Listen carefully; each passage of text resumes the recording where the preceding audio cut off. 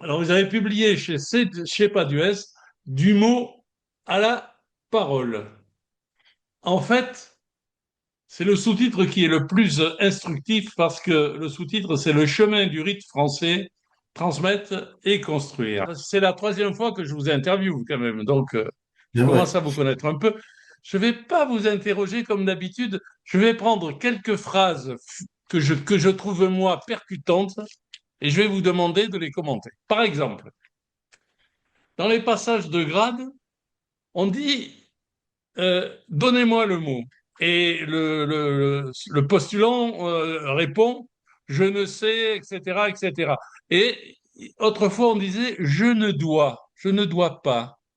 Alors, quelle différence entre je ne sais et je ne dois? Il faut que vous me commentiez cette histoire. Que dans certains rites, et c'est encore vrai dans certaines obédiences, on était là pour faire essentiellement du rituel qui était censé permettre l'élévation spirituelle, et en particulier, on devait connaître le rituel par cœur. Bon, ça, c'est l'histoire, l'aspect historique.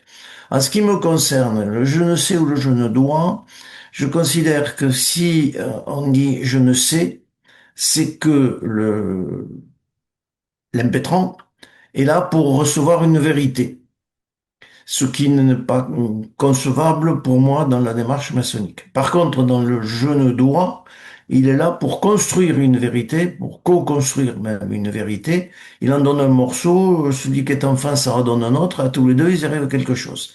Nous sommes en maçonnerie, normalement, pour mener notre chemin personnel, mais au contact des autres et en accord, hein, en harmonie, plus exactement, avec les autres. Je pense qu'il faut euh, partir du principe que tout le monde a une part de vérité, même si personne n'a la vérité, et que chacun l'apporte, qu'on soit apprenti, compagnon, maître ou au-delà, ce que l'on dit est important. Donc, et le je ne sais me paraît renvoyer l'impétrant à un rôle passif. Or, un maçon, quel que soit le niveau, doit être actif dans la recherche, dans la construction commune. Mots et paroles, page 52. Je vous cite. On a l'impression que c'est une phrase fluide, mais on se demande si vous n'y avez pas réfléchi pendant des mois, voire des années. Les vérités acquises ne sont pas transmises par le mot, mais par la parole qui transmet un idéal évolutif dans le temps. C'est que j'y réfléchis, ça fait 49 ans que j'y réfléchis, donc j'ai effectivement eu le temps de me creuser un petit peu la cervelle. Euh, pour moi, le mot est figé. Je l'ai écrit, je crois, plus loin ou plus tôt dans le livre, c'est un sésame. Sésame, ouvre-toi. Bon, c'est une clé. La parole, un concept. C'est à partir du mot, on monte à une conceptualisation. Et ça me paraît important de dire que on n'est pas là pour répéter de manière automatique des choses que l'on a apprises. On est là, pardon, pour utiliser ce qu'on a appris pour construire dessus. On les utilise comme fondation, d'accord, mais il faut aller plus loin. C'est pour moi un des aspects de l'élévation spirituelle qu'on doit avoir en maçonnerie. J'ai beau travailler dans une obédience adogmatique, dans une obédience agnostique, que d'aucuns considèrent comme laïcarde, mais je veux bien l'assumer, ça ne me On va en dérange pas. parler, on va en parler. Mais s'il n'y a pas de démarche spirituelle, c'est un jeu de piste, quoi. Ça n'est rien d'autre qu'un amusement. La fin de votre phrase, un idéal évolutif dans le temps. Est-ce que ça remet pas en cause le sens si c'est évolutif dans le temps? Ça remet en cause le sens parce que la parole n'est pas retrouvée, elle est recouvrée. Et pour moi, ce que l'on recouvre, c'est un sens. Il est évident que ce qui avait du sens pour nos ancêtres, non pas les Gaulois, mais du XVIIIe siècle, dont on sait qu'ils étaient tous sauf Gaulois, ce qui avait un sens pour eux, si on le pose brutalement sur la table, un maçon de 30 ans, ça n'aura aucun sens. Il faut le rattacher à ces... Je le vois bien, je vais être un peu personnel, mais mon fils a toujours connu mes activités. Il est allé à Clarté, il est allé aux réunions des profanes, mais organisées par la maçonnerie. Euh, Ça lui on m'a dit ton truc, ça me parle pas. Bien sûr, il n'a pas eu d'éducation religieuse. Bon, pas plus que son père. Donc, la référence biblique pour lui est lointaine. Et je suis sûr que si on avait un rituel tiré de Star Wars ou du Seigneur des Anneaux, il accrocherait davantage, parce que c'est sa génération. Le sens change. Euh, comment dirais-je? La charité du XVIIIe siècle, c'était une vertu. Maintenant, c'est une condescendance. C'est de ça évoluer vers la solidarité. On est obligé de faire évoluer un petit peu. Si j'ai bien lu Darwin, ceux qui survivent sont moins les plus forts que ceux qui s'adaptent et qui sont solidaires. Donc, je crois qu'il nous faut... Le monde change autour de nous. Nous ne pouvons pas rester sur un dogme, et je choisis le terme à dessein, qui était vrai au XVIIIe siècle et qui n'est plus maintenant. Vous parlez du rite français et on comprend que vous le maîtrisez. Mais il y a quand même une grande partie des francs-maçons qui travaillent à d'autres rites. Et par exemple, puisqu'on parlait de religion tout à l'heure, l'évangile de Jean. Nous sommes tous en loge de Saint Jean. Évangile de Jean. Au commencement était le Verbe et la parole était avec Dieu et la parole était Dieu.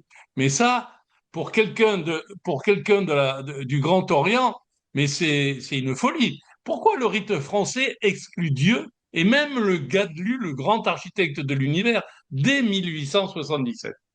1877, si j'ai bien compris ce qui s'est passé, l'objectif n'était pas tellement de chasser Dieu que d'ouvrir la porte aux athées. Parce que jusque-là, l'athéisme était une cause de refus pour les candidats. Donc, il a été surtout question de dire, vous croyez si vous voulez, tout le monde croit d'ailleurs. Je l'avais cité dans un de mes livres précédents, l'argument majeur employé au Convent pour l'existence de Dieu, c'est Dieu existe parce que tout le monde y croit. J'avais trouvé cette affirmation en plein Convent du Grand Orient de France assez remarquable. Donc, il n'est pas question de chasser Dieu. Je travaille au Grand Orient, au rite français, avec des maçons qui sont, j'en ai dans ma loge simplement, il y a 4 ou 5 catholiques, il y a une musulmane, il y a un protestant plutôt philosophique, et beaucoup dont je ne connais pas les choix religieux. Je ne sais rien. Il y a aussi quelques athées qui sont des croyants comme les autres, et puis il y a beaucoup d'indifférents, je dirais malheureusement. Il y a peut-être un Dieu, il y en a peut-être pas. Moi, en bon agnostique, je n'ai pas de réponse. Je sais que pour certains maçons, la parole, c'est la parole divine. Bien. Pour moi, c'est la parole humaine. Je sais aussi que je suis très minoritaire au sein de la maçonnerie. Hein, ça, j'en suis bien conscient, mais être minoritaire, c'est pas forcément avoir tort. Je voudrais pas insulter la démocratie. Il n'y aura pas de dictature de la minorité non plus. Moi, je ne sens pas le besoin de chasser Dieu, je ne sens pas le besoin de lui rendre grâce en loge. On va terminer sur la transmission parce que il y a une phrase qui est magnifique. La responsabilité majeure d'une loge, c'est la transmission. Et la question qu'on peut se poser, c'est que peut-on transmettre si, comme vous l'écrivez, la parole évolue? Que peut-on transmettre si la prétendue connaissance ne fait pas un initié, mais un adepte? Qu'est-il resté de ce qu'on m'a transmis? Une méthode, une façon de travailler. Une gloire au travail, dit-on ailleurs, une façon de travailler, c'est-à-dire d'être à la fois à l'écoute de ce que disent les autres et de faire vivre en moi un doute permanent et d'être prêt à modifier mon opinion ou pas, selon ce qui m'est dit. Donc je crois vraiment, et alors je vais vous faire plaisir, pour moi la base a été donnée par un maçon de rite ancien, écossais ancien et accepté du XXe siècle, qui a occupé de hautes fonctions, qui est Jean Mourgue. Et il disait, la maçonnerie est une méthode sans doctrine. Quand on transmet une doctrine, on est une secte. Quand on transmet une méthode, on s'adresse à des hommes et des femmes libres qui, avec cette méthode, font leur chemin à leur manière. Il y a une méthode pour tailler les pierres, mais quand chacun a taillé sa pierre, elle n'a pas exactement la même tête que celle du voisin. Et je me refuse, pour ma part, à transmettre une vérité. J'ai un souvenir fabuleux, c'était en 78, je crois.